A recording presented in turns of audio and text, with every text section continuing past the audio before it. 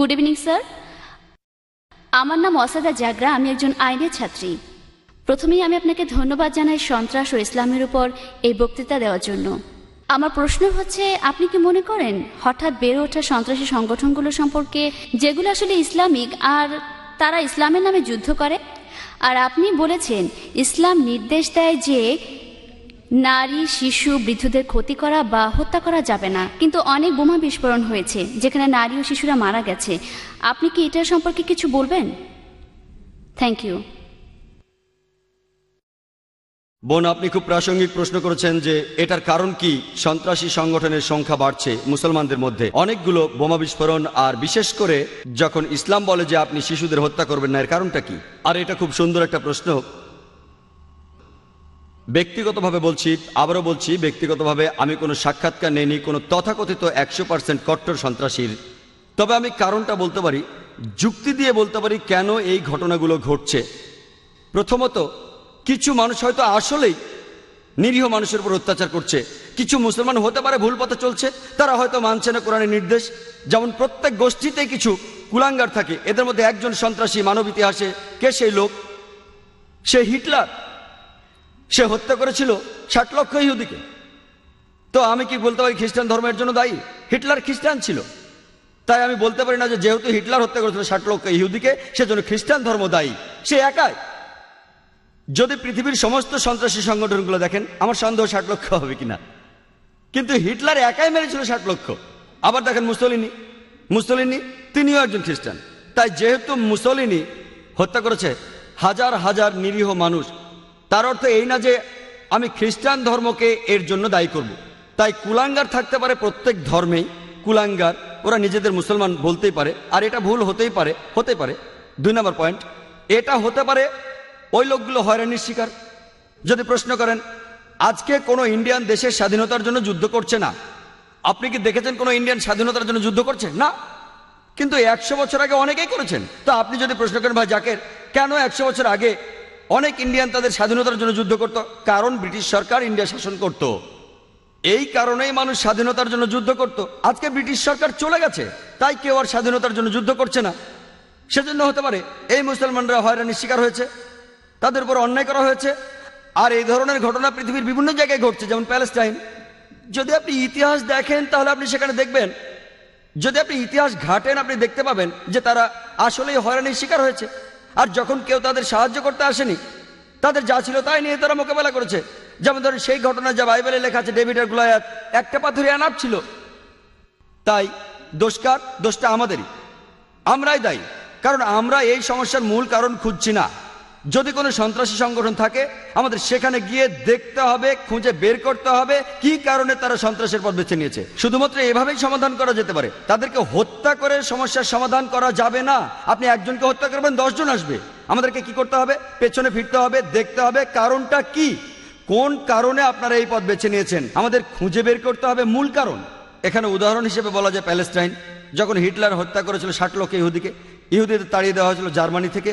আর তখন প্যালেস্টাইনরা বলেছিল আহলান ওয়া সাহলান, তোমরা আমার জ্ঞাতি ভাই, চলে এসো, আমাদের সাথে থাকো। ব্যাপারটা এরকম যে এক অচেনা লোককে বললাম কোনো অসুবিধা নেই, আমার ঘরে থাকো। কয়েক বছর পরে সে আমাকে ঘর থেকে তাড়িয়ে দিল। আর আমি যখন চিল্লাপাল্লা শুরু করলাম ঘরের বাইরে গিয়ে যে এই লোকগুলো আমার ঘর দখল করে নিয়েছে, তখন আপনি আমাকে সন্ত্রাসী বললেন। আমি কি সন্ত্রাসী? আমি আশ্রয় দিয়েছিলাম এক অচেনা লোককে, শুধুমাত্র মানবতার কারণে আশ্রয় দিয়েছিলাম আমার ঘরে। কয়েক মাস পরে সে আমাকে তাড়িয়ে দিল, আমি বললাম ঘর ফেরত চাই, আপনি আমাকে বললেন সন্ত্রাসী। কাকে দোষ দেব? দোষ আমাদেরই, আমরাই দোষী। আমাদেরই খুঁজে বের করতে হবে এই সমস্যার কারণটা কি। সর্বশক্তিমান আল্লাহ আমাদেরকে বুদ্ধি দিয়েছেন, এমনকি এই শক্তিও দিয়েছেন সবাইকে একত্রিত করার। যদি আপনি মূল কারণটা দেখেন, আপনি জানবেন যে কেন একজন মানুষ মরতে চায়। কে মরতে চায়? কে মরতে চায়? যে মানুষটা বলে যে আমি নিজে তো মরবই, তাহলে কেন আর কয়েকজন সঙ্গে নিয়ে মরবো না? তাহলে আপনি যদি কোনো মনোবিজ্ঞানীকে প্রশ্ন করেন, তিনি বলবেন যে মূল কারণে যেতে হলে এই লোকগুলোকে জিজ্ঞেস করতে হবে কেন তারা এসব করছে। আর অনেক সময় আপনি দেখবেন যে এর পেছনে কোনো না কোনো কারণ আছে। আর কারণটা হতে পারে তারা হয়রানির শিকার হয়েছে। আর কিছু মানুষ হতে পারে আসলে সন্ত্রাসী। কেউ মানুষকে ভয় দেখায় টাকার জন্য, কেউ খ্যাতির জন্য, কেউ রাজনীতির জন্য। তাই আমি একমত বোন, তবে বেশিরভাগই আমি মনে করি তাদের হয়রানি করা হয়েছিল, হতে পারে তারা মুসলমান, হতে পারে হিন্দু, হতে পারে খ্রিস্টান। একটা তীব্র প্রতিক্রিয়া দেখা দেবে যখন মানুষ আর সহ্য করতে পারে না, তার উপর যে অত্যাচার হচ্ছে, তখন সে প্রতিবাদী হয়ে ওঠে। আর মনোবিজ্ঞানীও বলেন, আমি একজন ডাক্তার, আমি বলতে পারি যে তারা শোধ নেওয়ার চেষ্টা করবে, এটা মানুষের স্বভাব।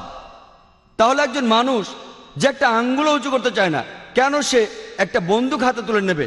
কেন? তাহলে আমাদের কি করতে হবে? আমাদের মূল কারণ খুঁজে বের করতে হবে আর চেষ্টা করে সমস্যার সমাধান করতে হবে।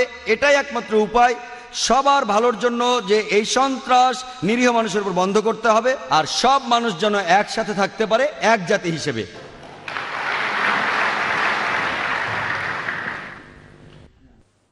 প্রশ্নটা হচ্ছে ইসলামের বিরুদ্ধে যে বইগুলো লেখা হয়েছে তা নিয়ে, যেটা অনেকে বিশ্বাস করে পুরো পৃথিবী জুড়েই যে আমাদের ধর্ম ভুল, আমাদের কোরআন ভুল, আমাদের নবীরা ভুল।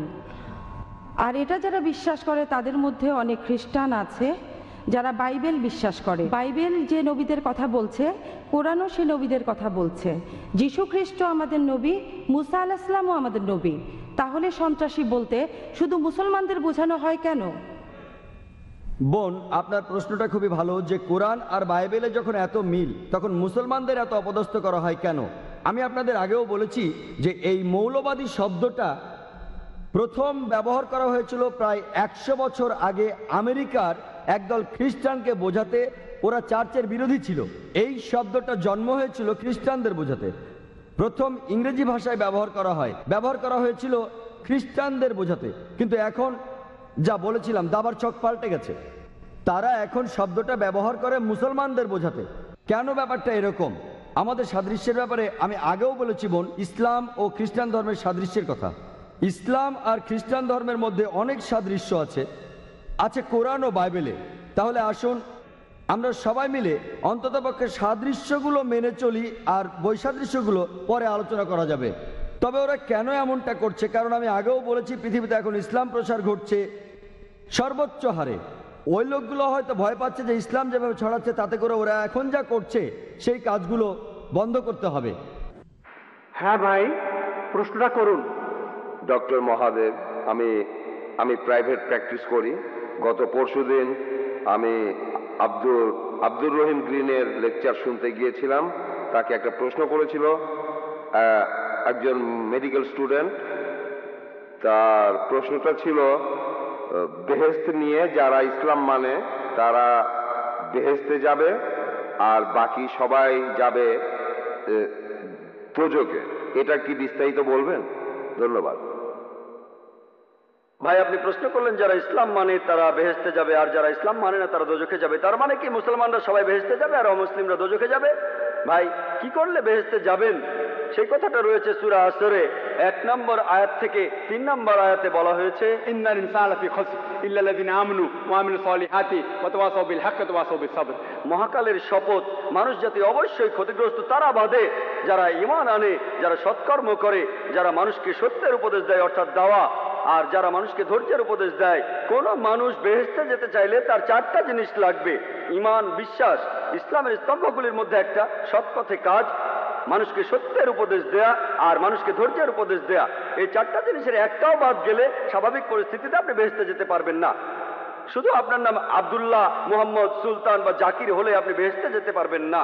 শুধু মুখে মুসলিম দাবি করলে বেহেশতে যাবেন না। আমি আমার লেকচারেও বলেছি, পবিত্র কোরআনে সূরা আনকাবুতের 2 নম্বর আয়াতে উল্লেখ করা আছে, আমি ঈমান এনেছি কথা বললেই, আমি মুমিনের কথা বললেই তোমরা কি মনে করো তোমরা বেহেশতে যেতে পারবে? আল্লাহ তোমাদের অবশ্যই পরীক্ষা করবেন। তাহলে নিজেকে মুসলিম দাবি করলেই আপনি বেহেশতে চলে যাবেন না।